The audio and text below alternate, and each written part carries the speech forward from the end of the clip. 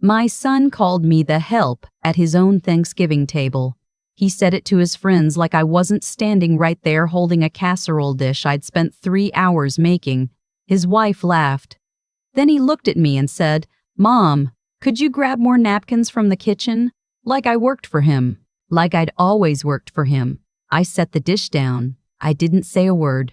I got my coat, walked out the front door, and drove home in the dark. The next morning, I made one phone call. Before we go any further, have you ever been treated like a servant by someone you sacrificed everything for? Leave a comment. I read every single one. And hit subscribe if stories like this speak to you. Now let me tell you what happened after that phone call. I want to start somewhere that matters. My son's name is Daniel. He's 34 years old, and I raised him alone from the time he was 9, after his father left us for a woman he'd met at a sales conference in Phoenix. We had the house for 2 years after that. Then the bank took it, and Daniel and I moved into a 2-bedroom apartment on the 3rd floor of a building that smelled like old carpet and someone else's cooking. I cleaned houses for a living. I want to be plain about that. Not a cleaning company with a logo and a van. Just me, my own supplies, and a rolling cart, and a list of clients I'd built over 20 years, one referral at a time. 6 days a week, sometimes 7. I cleaned the homes of doctors, lawyers, a retired federal judge, 2 families with vacation properties I serviced year-round even when they weren't there. I knew where they kept their spare keys and their family photos and their prescription bottles. I knew which ones left holiday tips and which ones left notes complaining about water spots on the faucets. I was invisible in all of them. That was the job. You show up, you do the work, you leave the place better than you found it, and you don't exist to the people who live there. I didn't mind. Invisible people see everything. Daniel grew up knowing what I did for work. When he was small, he came with me on Saturdays sometimes, sat in the corner with a book while I worked. He never complained. He called my clients, "your houses," like they were mine. I liked that. Then he went to college on a scholarship I helped him apply for, and something shifted. Slowly at first, the way a tide goes out. He started describing me differently to people. My mom does domestic work. Then my mom is in household services. By the time he was in his late 20s and working at a commercial real estate firm in Hartford, he'd stopped mentioning what I did at all. I noticed. I didn't say anything. He met his wife, Courtney, at a company event. She came from money. Not old money, but new money with old money manners. The kind of woman who pronounces realtor correctly and always knows which fork to use. Her parents owned a chain of optical centers across Connecticut. They were perfectly pleasant to me in the way that people are pleasant to someone they've already categorized. The wedding was 3 years ago. I paid for a significant portion of it. Not because Daniel asked, but because I could, and because I wanted to. I didn't tell him where the money came from exactly. I just said I'd been saving. That was true. I had been saving. Just not in the way he assumed. Here is what Daniel didn't know about me, had never thought to ask. In 1997, I was cleaning the home of a woman named Margaret Holloway. She was 71, sharp as a tack, recently widowed. Her late husband had been a commercial real estate attorney, and her dining room table was often covered in property documents she was sorting through. One afternoon, she caught me looking at a foreclosure notice for a duplex 2 miles from where Daniel and I were living. "You want it?" she said. I told her I was a house cleaner with a 9-year-old son and about $14,000 in a savings account. She said, "That's enough for a down payment if you know what you're doing. Do you want to learn?" Margaret became my teacher. Not in any formal way. She didn't sit me down with textbooks. But over the next 2 years, while I cleaned her house every Thursday, she talked about how her husband had built his portfolio, about which neighborhoods were undervalued, about how to read a title report and what to look for in a lease agreement. She lent me books. She gave me the name of her husband's former attorney, a man named Gerald Foss, who charged me half his usual rate because Margaret asked him to. I bought the duplex in 1999. $14,000 down, fixed-rate mortgage, both units rented within 6 weeks. I fixed everything myself the first year. Plumbing, I learned from library books. Drywall from a YouTube channel before YouTube was what it is now. Just a retired contractor who posted blurry videos. I cracked 3 tiles before I got the bathroom right. That duplex paid for the next one, and the next. By the time Daniel graduated college, I owned 6 properties. By his wedding, 14. I never told him, not out of secrecy exactly, more out of a belief I held, maybe too tightly, that he should make his own way, that he should value what I was, not what I owned. I think I was testing him without telling him the rules. That's on me. I know that now. But the Thanksgiving. Let me tell you about the Thanksgiving. It was their 3rd year hosting. Daniel and Courtney had bought a house in Glastonbury 2 years earlier, a 4-bedroom colonial with a yard and a finished basement and a kitchen that had been recently renovated with quartz countertops and a 6-burner range.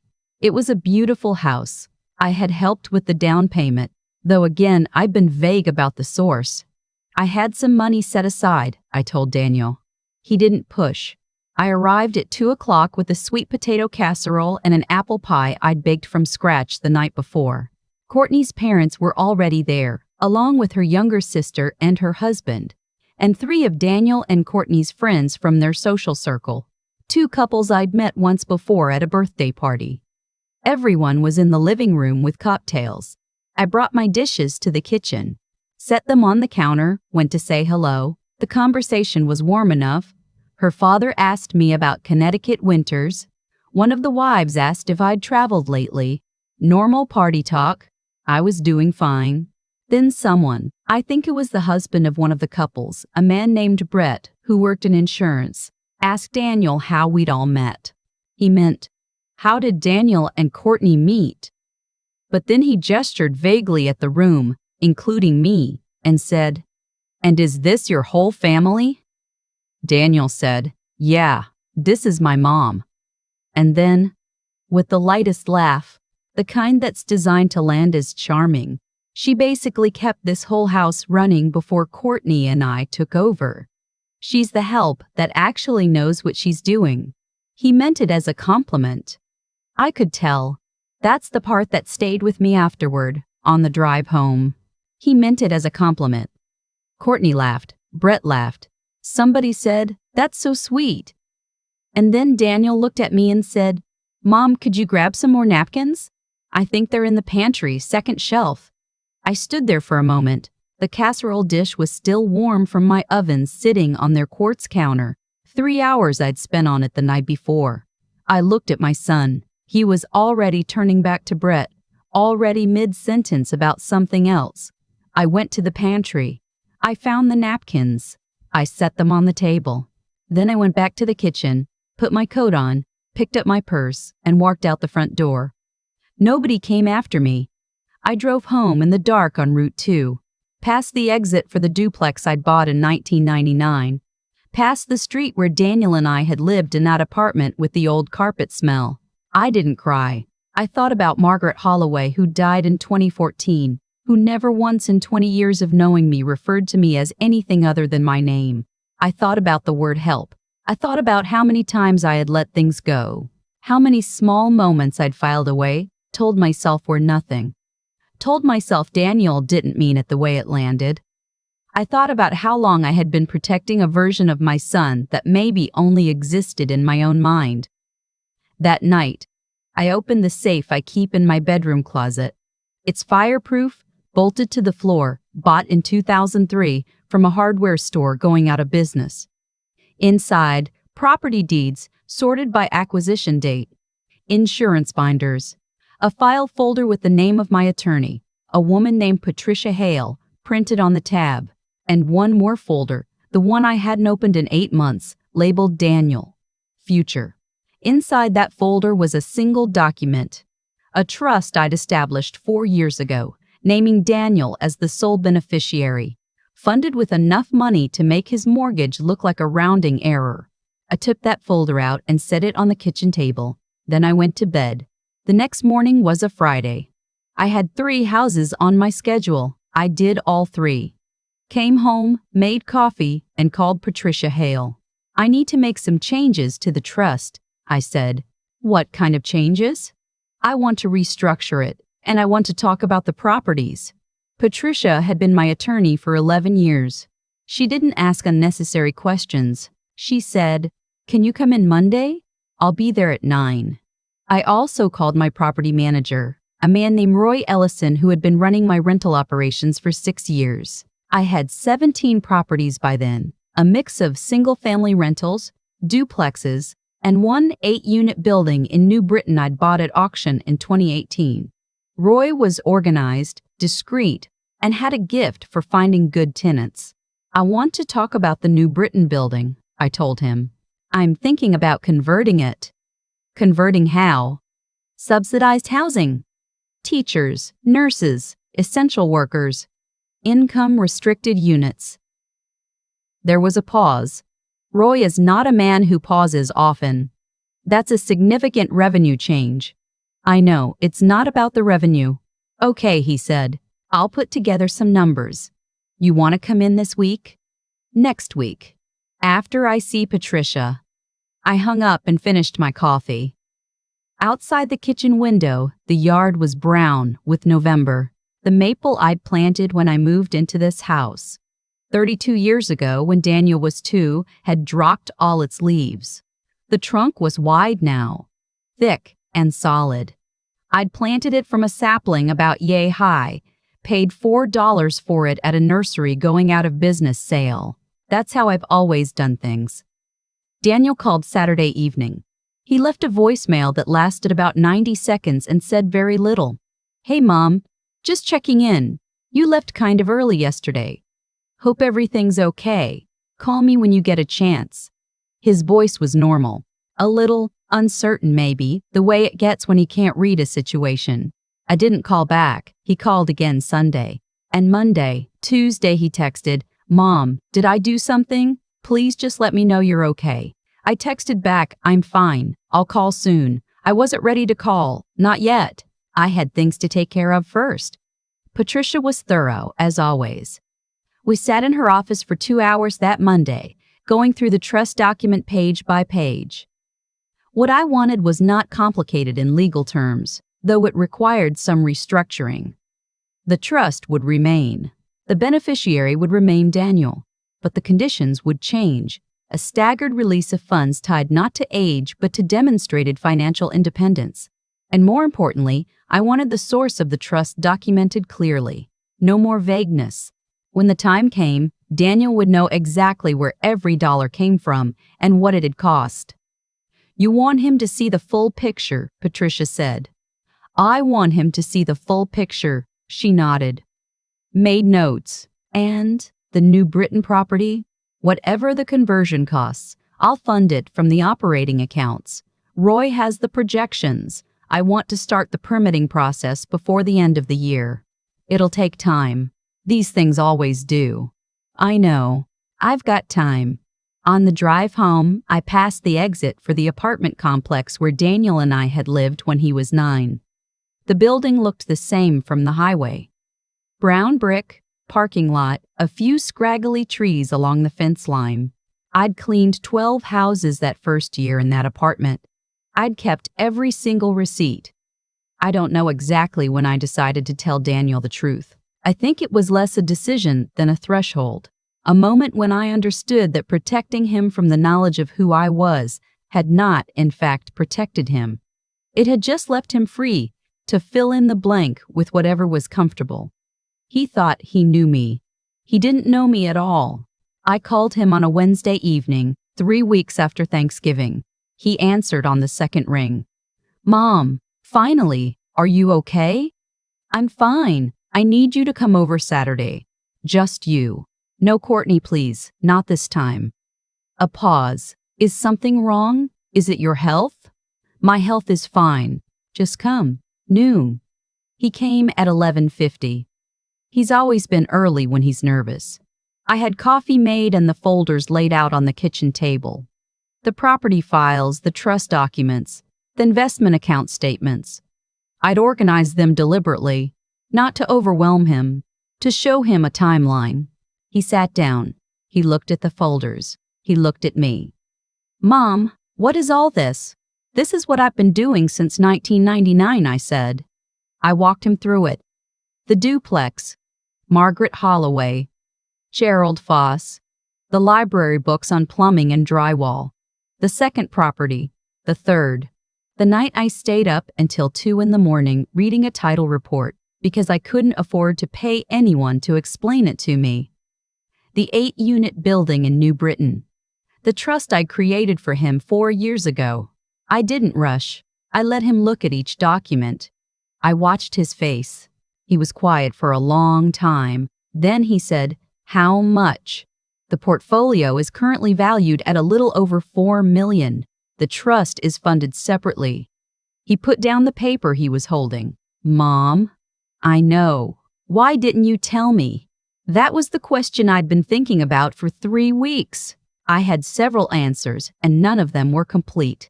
I settled on the truest one. Because I wanted you to respect the work before you knew what it built. And I got that wrong. I kept waiting for you to see me, and instead of telling you who I was, I just waited. That wasn't fair to either of us. Daniel stared at the table. The down payment for the house. Yes. The wedding. Yes. He was quiet again.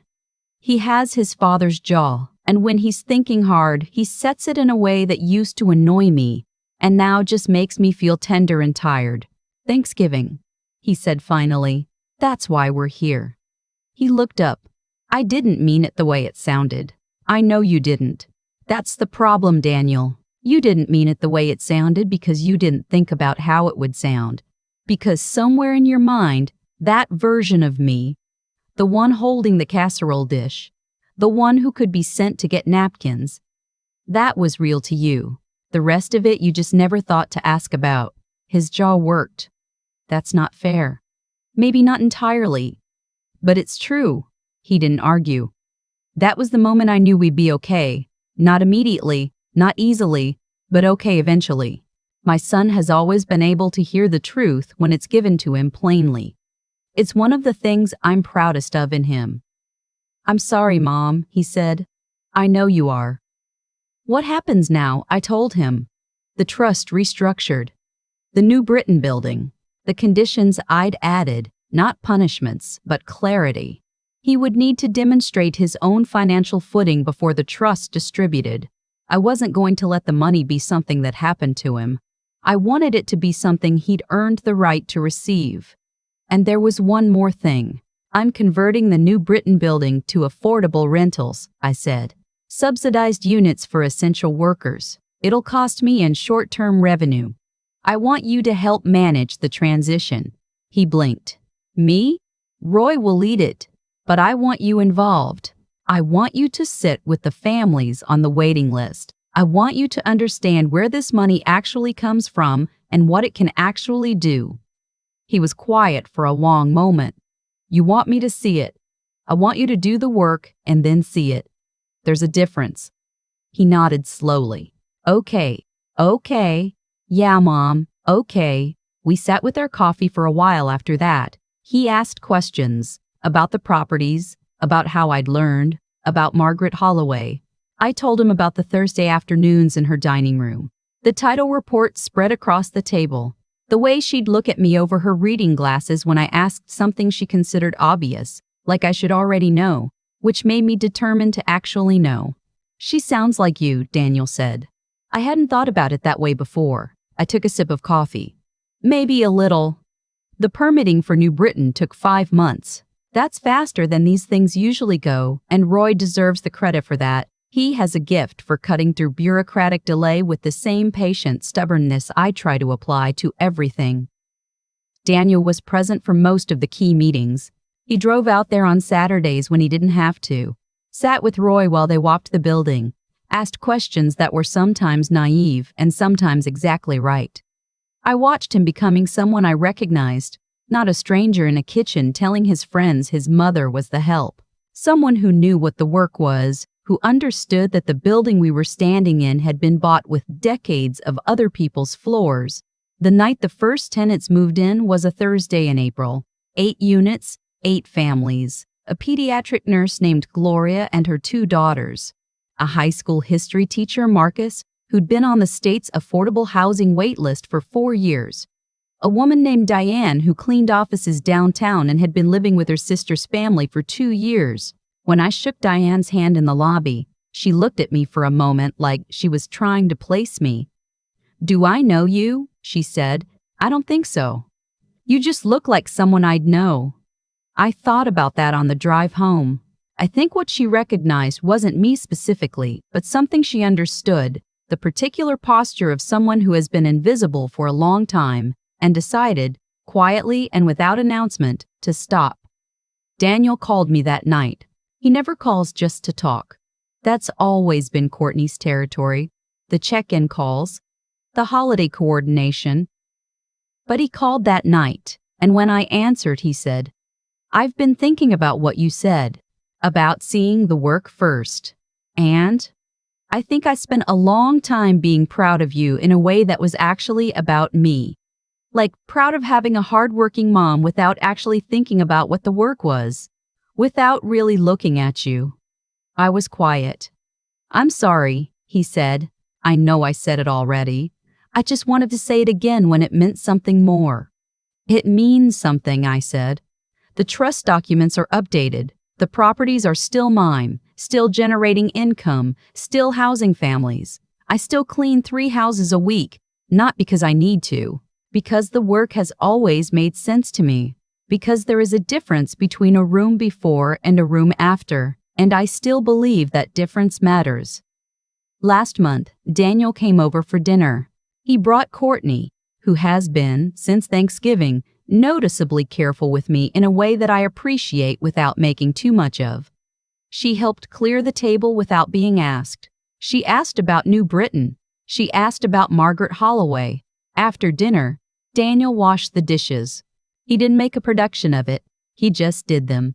I stood in the doorway of my kitchen and watched my son wash dishes in the home I've owned for 32 years, paid for with 17 years of other people's floors, and I thought, there it is. There is the thing I was waiting for. Not the money recognized. Not the properties. Not the trust. Not any of the numbers in any of the folders.